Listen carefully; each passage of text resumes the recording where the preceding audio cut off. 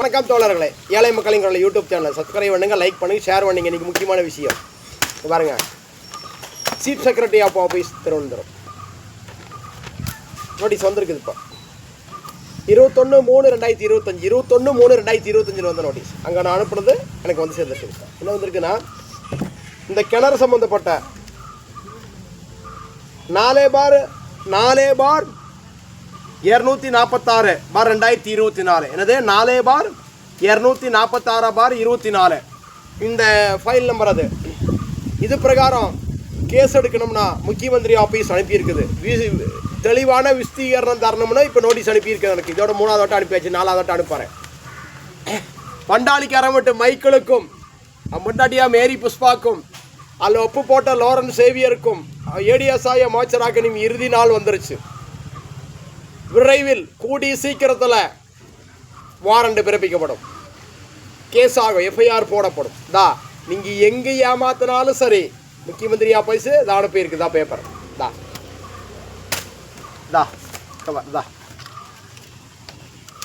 Cover முக்கியமந்திரி office எனக்கு அனுப்பி வைக்கிறாங்க. தெளிவான விஸ்தீகரணம் தரணும்னு அனுப்பி வைக்கிறாங்க. அப்போ தெளிவான விஸ்தீகரணம் போஸ்ட் ஆகுது. அப்போ ரெடியாக இருந்துக்குங்க.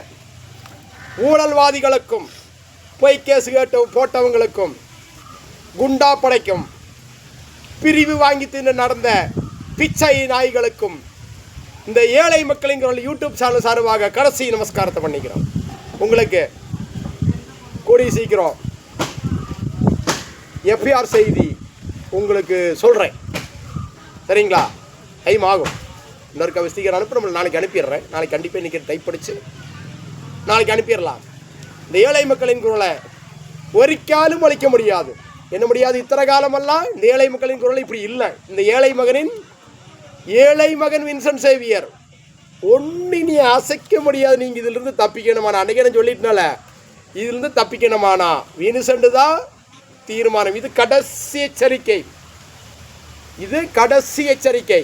இப்போவும் சொல்கிறேன், இது கடைசி பேப்பர். இந்த பேப்பர் நீ ஒரு பேப்பர் அனுப்புனா இந்த கேஸில் கடைசி வந்தாச்சு. சீஃப் செக்ரட்டரி அப்படின்னு போட்டிருக்குது, சீஃப் செக்ரட்டரி ஆஃபீஸ்னு போட்டிருக்குதுல. அப்போ இப்பவும் உங்களுக்கு ஒரு வாய்ப்பு.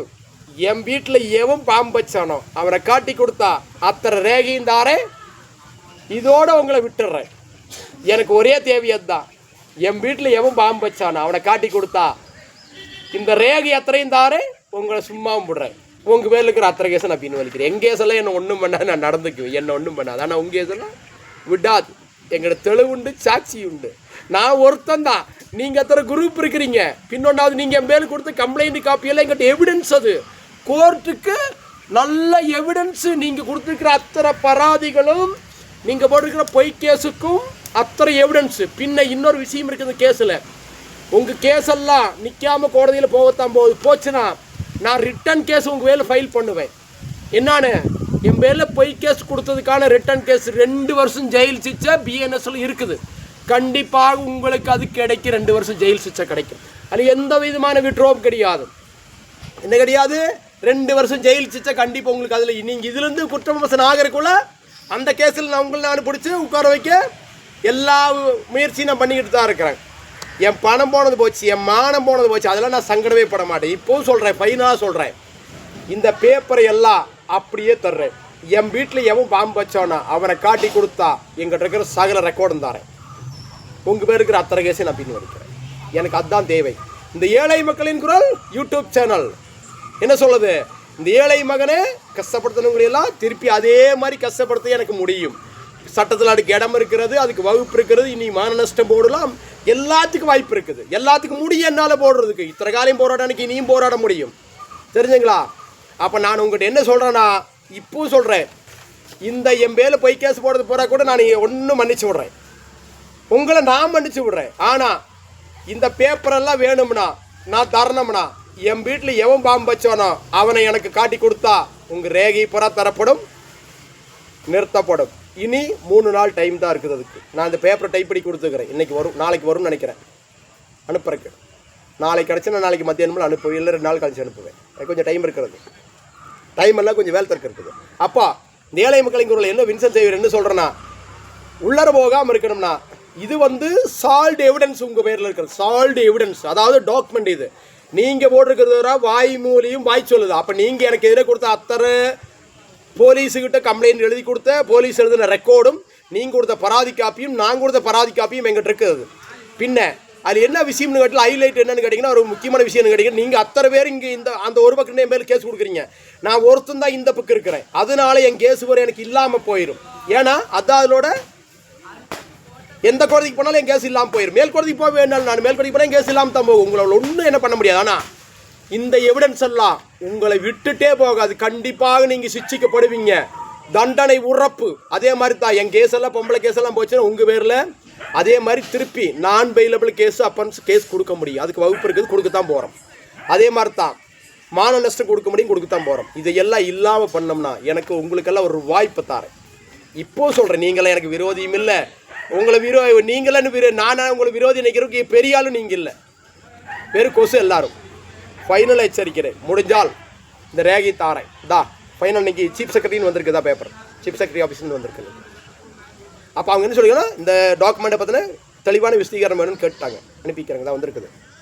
அப்போ இப்போ சொல்கிறேன், உங்களை விரோதியாக நான் நினைக்கிறது இல்லை. நீங்கள் தான் என்ன விரோதிக்கு நானெல்லாம் உங்களால் குப்பையில் ஓடுற மாதிரி நானெல்லாம் உங்களை விரோதியாக நினைக்கிறது இல்லை. ஆனால் இப்போ சொல்கிறேன், இந்த ஏழை மக்களுங்கிற யூடியூப் சேனல் சார்பாக சொல்கிறேன், என் வீட்டில் எவன் பாம்பச்சோன்னு சொன்னீங்கன்னா இந்த டாக்குமெண்ட்டை பூரா தர இந்த பேப்பர் அனுப்ப மாட்டேன். இல்லைன்னா நீங்கள் கடுமையாக சிச்சிக்கப்படுவீங்க. கண்டிப்பாக சொல்கிறேன். அதே மாதிரி தான் என் பேரில் பொம்பளை கேஸ் போட்ட கேஸ் எல்லாம் நிற்காது. நிற்காமல் இருந்ததுன்னா உங்கள் பேரில் நம்ம கண்டிப்பாக ரிட்டர்ன் கேஸ் ஃபைல் பண்ண முடியும். அதே மாதிரி மான நஷ்டம் கொடுக்க முடியும்.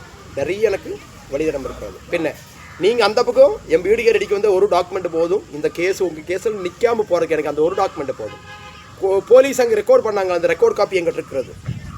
நீங்கள் கம்ப்ளைண்ட் கொடுத்தீங்களா அந்த காப்பியும் இருக்குது. நாங்கள் என் தம்பி சம்சாரம் கொடுக்குறது அந்த கம்ப்ளைண்ட் காப்பியும் சீல் வச்சு வாங்கி வச்சுருக்கிறேன். அப்போவே வாங்கி வச்சு இப்போ வாங்கிச்சா கிடைக்காது. அதனால் இதெல்லாம் உங்கள் கேஸ் இல்லாமல் போயிடும். எனக்கு கண்டிப்பாக முடியும்.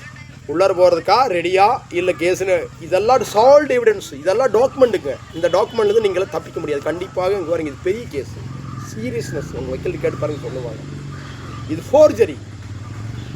உலகத்திலேயே இந்தியாவிலே இல்லாத ஃபோர்ஜரி கேஸாக இந்த டாக்குமெண்ட் கேஸ். என்னது இந்தியாவிலேயே இந்த மாதிரி செத்து போன பேர் ஸ்டாம்ப் பேப்பரை இங்கே உபயோகிக்கிறது மிகப்பெரிய ஃபோர்ஜரி கேஸு.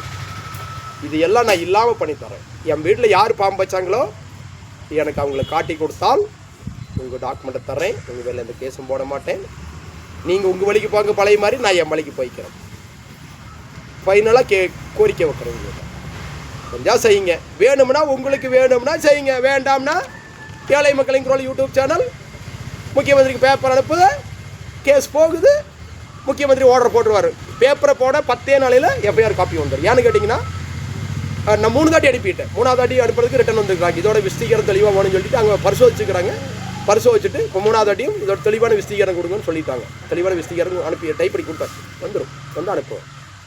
ஏழை மக்களின் குரல் என்ன சொல்லுதுன்னா, ஃபைனலாக கேட்குறேன், என் வீட்டில் யார் பாம்பு வச்சாங்களோ அவங்க காட்டி கொடுத்து அவங்க டாக்குமெண்ட்லாம் தரப்படும். இனி நான் பேசுறதுக்குல்ல, இது கடைசி எச்சரிக்கை.